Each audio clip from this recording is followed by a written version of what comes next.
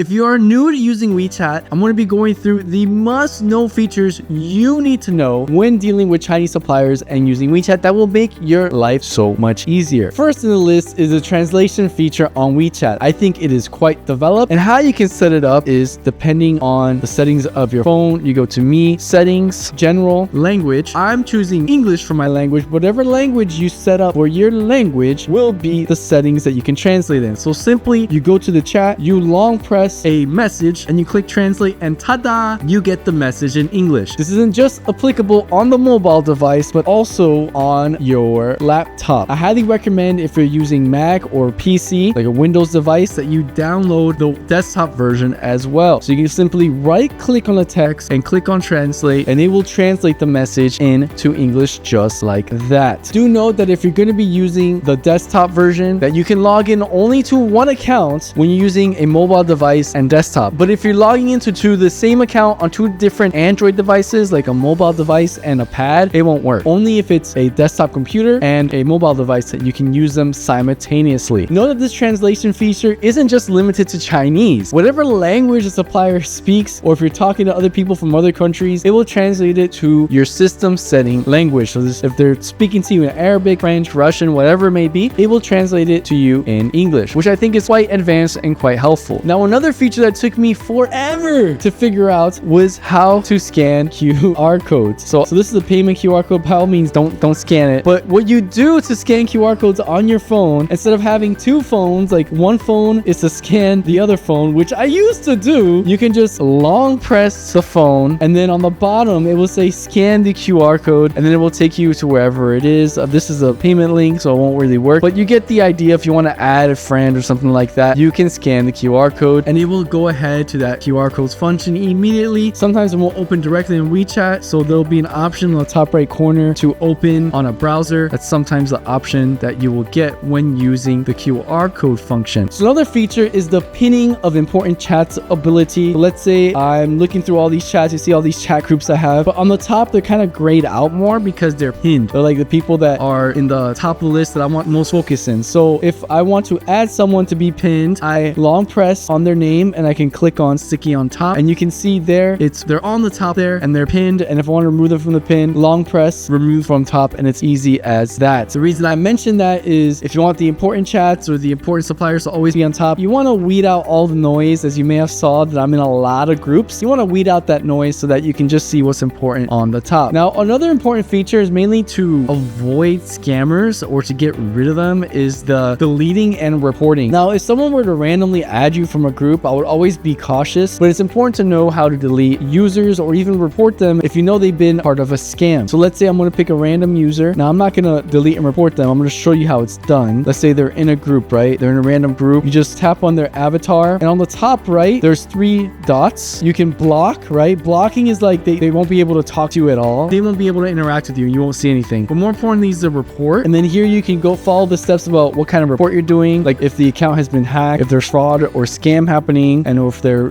sexually harassing you or doing some kind of harassment. You can go there and then file an official report. If you get enough people to report on this person, usually there are results. Another thing I want to mention is that if you have a contact, you can always edit the contact and change their alibi. Like, let's say their contact is in Chinese, you want to make their number 1 supplier. I'm just giving an example here. Let's say I want to do number 1 supplier, shoe supplier or something. And then from now on your contact list, they will be labeled as number 1 shoe supplier after you click save. And that is a cool feature to have when using WeChat. But now for the must-know features that are new to me, because I just found out about this recently, is the ability to do the translation and the extraction of text and snapshots on WeChat using the desktop version. So you definitely need to download the desktop version on WeChat, which just go to the website and download it. Okay, so for this feature, I'm going to be showing you on my phone because it gets kind of messy when I try and show you on my desktop as I'm sharing it. But essentially for the PC snapshot, you want to click on the scissors here, and then with the scissors, you can take a snapshot of anything that's happening on your screen. And then this is the cool part. This button is to translate the text. So here you'll be able to see the translation of whatever snippet you got. Might take a while, but it'll work. Right there, you can see registered capital, company name, etc. Now, it's not the best, but still, if you have official documents and you can't read it, it's very useful. But what I really want to focus on is the text extraction right here. This one, extract text. And this is so cool because is right here on the right side, this is the original snapshot you took, right? Right here on the right side, you can now copy and paste the text. And this isn't just for Chinese. This works for English and many other languages, that it will use, the algorithm, an OCR algorithm, to be able to extract the text. And then you can use this to paste it to your website. Several of my customers do. They don't know how to write Chinese, but they need to ship it to a shipping agent in China in a Chinese address. So they definitely use that feature to be able to just extract the text and send it to the right person so that the products get delivered to the right area. You can also copy the text and use it for anything else in the future. But I thought that feature was so cool. And I just want to show you guys it is essential if you're especially working on a desktop computer a lot, to be able to communicate with suppliers, or at least translate documents so that you're not being fooled by anything, and to easily copy and paste any documents that you may not be able to read because they're in Chinese, and to be able to translate them. So if you learned something new, please like and subscribe. And if you want to learn how to make payments to suppliers with a foreign bank card on WeChat, watch this video right here.